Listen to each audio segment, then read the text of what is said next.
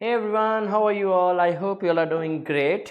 इस वीडियो में हम करेंगे पिछले वीडियो में हमने डिबेंचर्स के बारे में पढ़ा था। इस वीडियो में हम करेंगे काइंड्स ऑफ डिबेंचर और डिफरेंस बिटवीन, ये टॉपिक कवर करेंगे और करेंगे difference between debentures and shares. So debentures we know क्या है, पिछले वीडियो में हम समझ लिया था। डिबेंचर्स कितने टाइप के हैं वो देखते हैं। On the basis of repayment, पहला है रिडीमेबल डिबेंचर। रिडीमेबल डिबेंचर वो डिबेंचर है, अगर किसी कोई डिबेंचर होल्डर है तो कंपनी उसे कहती है कि कुछ साल आप होल्ड करो और कुछ साल के बाद, जैसे 2 ईयर्स 3 ईयर्स के बाद आपको डिबेंचर्स के पैसे वापस हो जाएंगे with interest.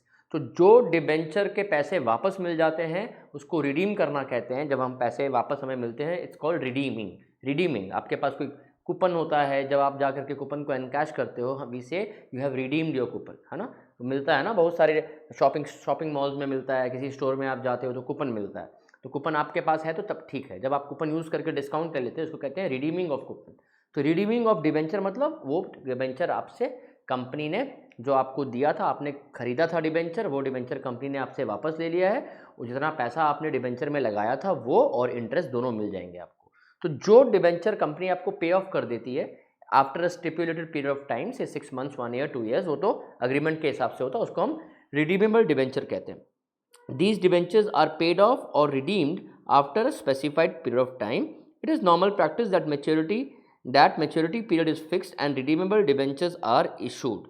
Normally, those lenders who are looking for earn fixed income over defined time period prefer this option. जिसको फिक्स्ड इनकम चाहिए कि चलो भाई अगले 3 साल तक मुझे फिक्स्ड इनकम चाहिए, मुझे इंटरेस्ट मिलता जाएगा, उसको हम रिडीमेबल डिबेंचर कहते हैं, जो कंपनी वापस ले लेती है after certain time.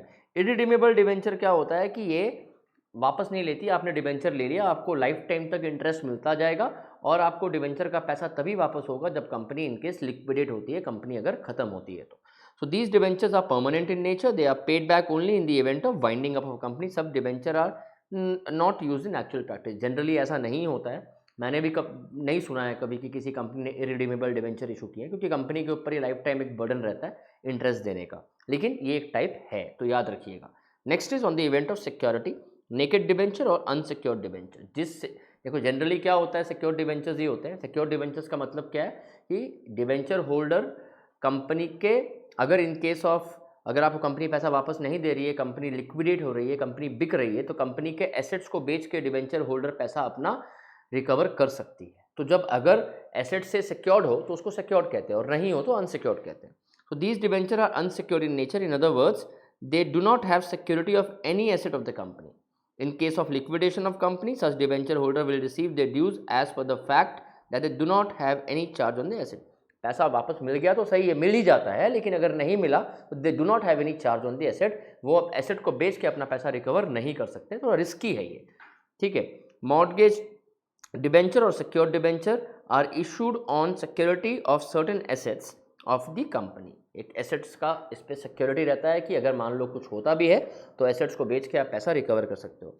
In case of liquidation of company, these debenture holder will be entitled to recover their dues. चाहिए नेक्स्ट आता है on the basis of transferability, registered debenture. देखो मैं एक चीज़ समझाता हूँ, एक होता है रजिस्टर्ड, एक होता है बेरर डिबेंचर। रजिस्टर्ड डिबेंचर जब आप कंपनी इशू करती है तो कंपनी आपका सारा डिटेल कंपनी के रजिस्टर में एंटर करेगी कि किसने लिया है, कितने का लिया है, कितना इंटरेस्ट है, कब वापस करना है। तो उसमें क्या है कि आपकी डिटेल कंपनी में चली जाती है। तो आपके अलावा अगर वो कोई और ले लेता, सपोज करो कि आपका डिबेंचर कोई और जाके रिडीम करवाना चाहे, जैसे मैंने डिबेंचर लिया है and my son wants to go and redeem the debenture, उसको पैसे वापस नहीं मिलेंगे, उसको उस डिबेंचर को ले करके उसको पैसे नहीं दिए जाएंगे। क्यों नहीं दिए जाएंगे? क्योंकि वो मेरे नाम पे रजिस्टर्ड है। कंपनी उसी को पैसा वापस करेगी जिसके नाम पे वो रजिस्टर्ड है। तो मैं अपने मन से, अगर मैं चाहूँ कि वो डिबेंचर मैं अपने नाम से अपनी वाइफ के नाम पे कर दूँ या अपने नाम से अपने बेटे के नाम पे कर दूँ, तो मुझे कंपनी में जा करके बाकायदा एक प्रोसेस फॉलो करना होगा। तो वो कंपनी पूरा लीगल प्रोसीजर से वापस उसको ट्रांसफ़र करेगी किसी और के नाम पे, ठीक है। अदरवाइज़ वो मेरे नाम पे ही रहेगा, वहाँ पूरी डिटेल रहेगी और पैसे वापस मुझे ही मिलेंगे, ठीक है। Company maintains record of debenture holders whenever debentures are transferred, record are updated by the company. अगर मैं किसी को ट्रांसफर कर रहा हूँ तो कंपनी वहाँ अपना रिकॉर्ड अपडेट करती है, एक प्रोसीजर होता है, उसको फॉलो करना होता है। Interest is paid only on the registered debenture. The company maintains a detailed record of such debenture holder as per the rules and regulations prescribed under Companies Act 2013. जैसे कंपनी एक्ट 2013 में लिखा है debenture के बारे में, उसी rule को follow करना होता है। Bearer debenture on the other hand is transferred by mayor delivery. मेरे पास है, मैं किसी और को दे दिया, उससे पैसा ले लिया, उसके पास ट्रांसफ़र हो गया। सपोज़ करो कि मुझे लग रहा है कि मुझे पैसे की ज़रूरत है और अभी ये डिबेंचर 5 साल का है और अभी 2 साल ही हुए हैं। लेट्स से कि 5 साल के बाद वो डिबेंचर मैच्योर होना था, ठीक है। अब मेरे पास वो डिबेंचर है, तो मैंने क्या किया, 2 साल तो मुझे इंटरेस्ट मिला, मुझे पैसे की ज़रूरत है, लेकिन कंपनी ने बोला कि 5 साल के बाद ही पैसा देगी।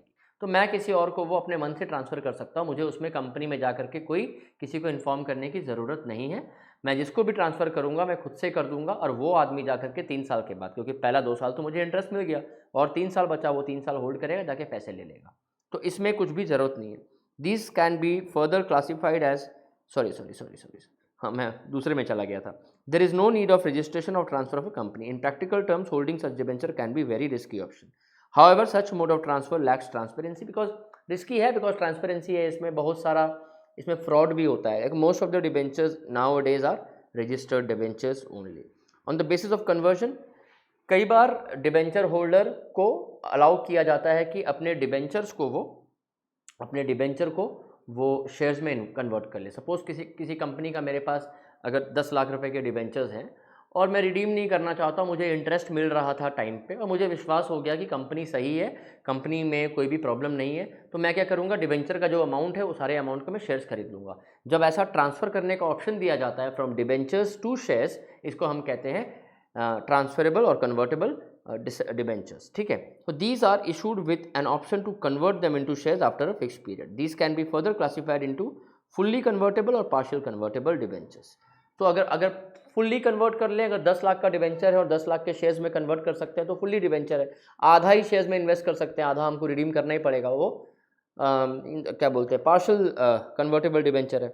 The option of conversion is an attractive way to give convenience to such debenture holder that may opt for conversion only after looking at the actual performance of the company over a period of time। मैंने देख लिया actual company का performance कैसा है, 3 साल debenture hold किया, company सही लग रही है, कंपनी के बाद देखा कंपनी के कंडक्ट सही है, कंपनी टाइम पे मुझे इंटरेस्ट पे कर रही है, सब कुछ सही है, मुझे लगा यार कोई प्रॉब्लम नहीं है, चलो मैं शेयर्स में इन्वेस्ट कर लेता हूँ। क्योंकि जनरली लोग ना जब कोई पैसा एसेट में लगाते हैं या गोल्ड खरीद लें या शेयर्स खरीद लें, उसको कैश में कन्वर्ट करना नहीं चाहते, क्योंकि कुछ लोग क्या करते हैं, उनको पता होता है कैश में कन्वर्ट होते ही वो खर्च हो जाएगा।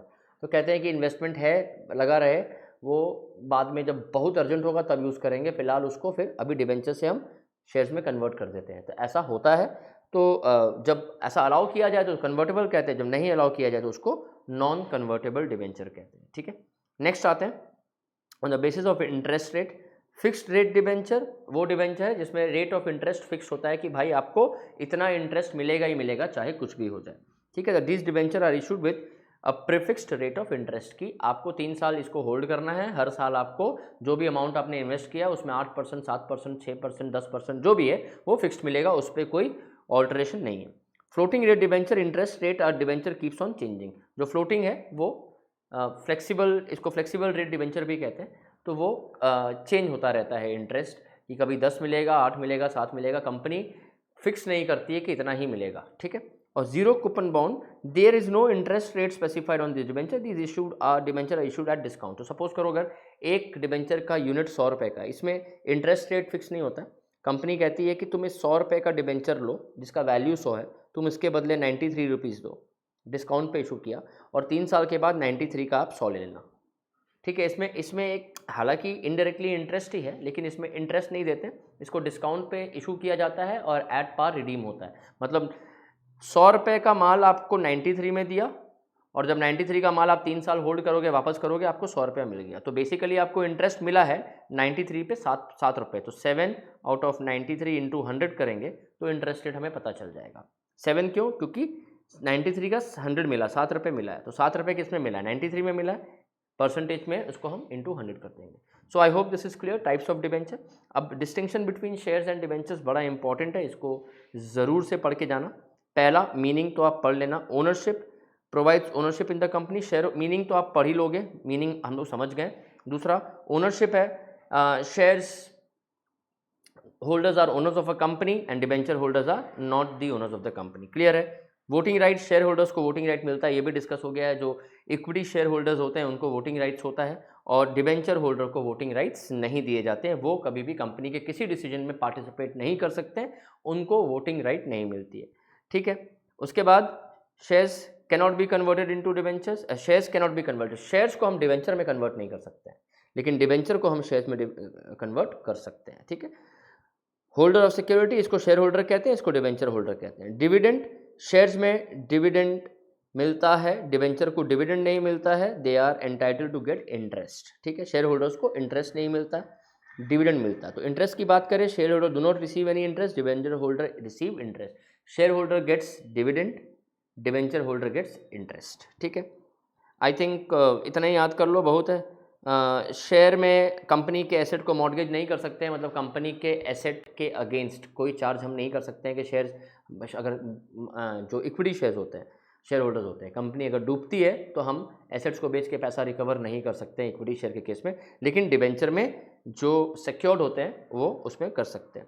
रेट ऑफ डिविडेंड इंटरेस्ट, ये भी वही है, मतलब इसमें winding up, money may be return और may not be return in the case of winding up shares के केस में, लेकिन डिबेंचर होल्डर जो है वो उनको प्रायोरिटी मिलती है। जो सिक्योर डिबेंचर होते हैं वो एसेट बेच के भी उनको वापस मिलता है। Risk, high risk because there is no security, shares में बहुत रिस्क है, कंपनी डूबी तो आपके पैसे गए, लेकिन up to the face value of the shares you are holding. Debentures are less risky than equity share, because अगर in case of winding up आपको एसेट बेच के भी पैसे मिलेंगे, लेकिन शेयर्स के केस में नहीं मिलेंगे। बड़ा इंपॉर्टेंट है शेयर्स और डिबेंचर का डिफरेंस, टाइप्स ऑफ डिबेंचर, हमने एडवांटेजेस डिसएडवांटेजेस सारे कर लिए हैं। नेक्स्ट वीडियो में हम करेंगे, वी विल स्टार्ट विथ, देखते हैं नेक्स्ट वीडियो में पब्लिक डिपॉजिट में भी we can do in the next video. Thank you so much, I hope you are liking the video, and if you are liking, please make sure that you share the videos with your friends. Thank you so much.